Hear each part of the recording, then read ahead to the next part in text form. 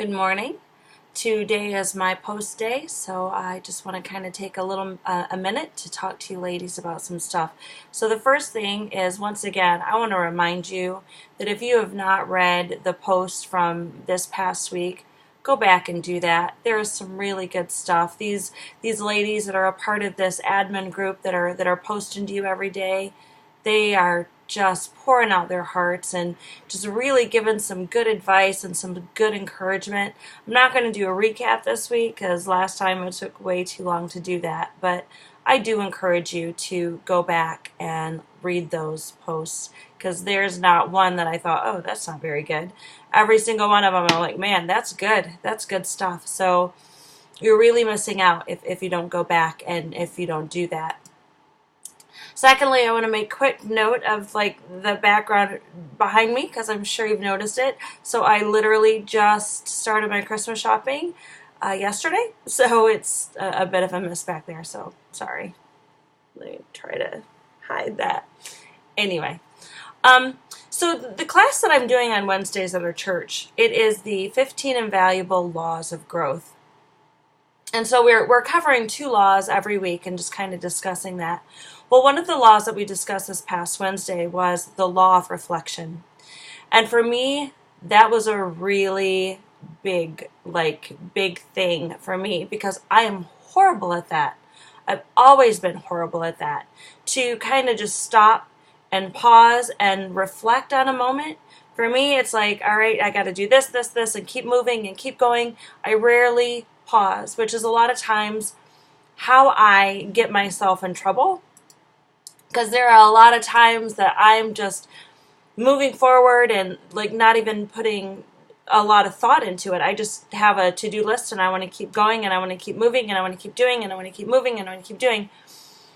And I was thinking about how God kind of reminded me in that moment of the story of the Israelites and the pillar of cloud and the pillar of fire. And that was when they were supposed to move. They were supposed to follow that pillar. When that pillar stopped, they were to stop. And they were supposed to stay there as long as God decided that they were going to stay there. And they weren't to move until that pillar moved.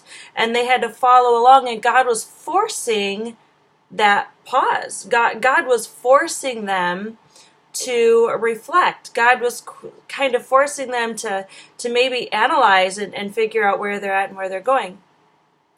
Had I lived in that day and had I been one of the Israelites, I would have been the person that would have seen the pillar, seen where it was located, and determined a direction and been like, okay, so that's where we're going.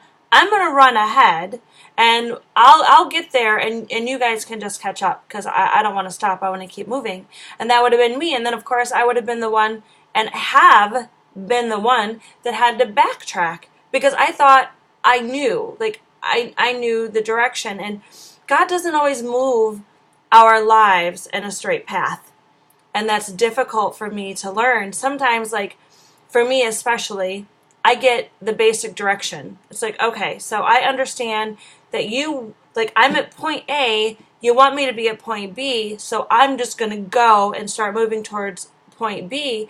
But in our minds, it's a straight line, right? And so God is here and God is over here. And so even though the destination may be the same, if we don't pause and reflect, if we don't pause and say, God, is this where you want me to be? Is this what you want me to do? Then we may end up having to backtrack. And for me, I've had to do a lot of backtracking in my life because I didn't quite get that. I didn't quite understand it. And even now, I have to force myself to pause. I have to force myself and say, God, is this still what you want? Am I doing what you want me to do? Am I where you want me to be? I have to stop and ask those questions. Otherwise, I get so far ahead. And it's not even necessarily so far ahead of God. It's in the wrong place. if you're going in the wrong direction, or you're headed off on your own, you don't need motivation to go faster, or you don't even need motivation to slow down. You have to stop. and you have to turn around. And I've spent a lot of time turning around, backtracking.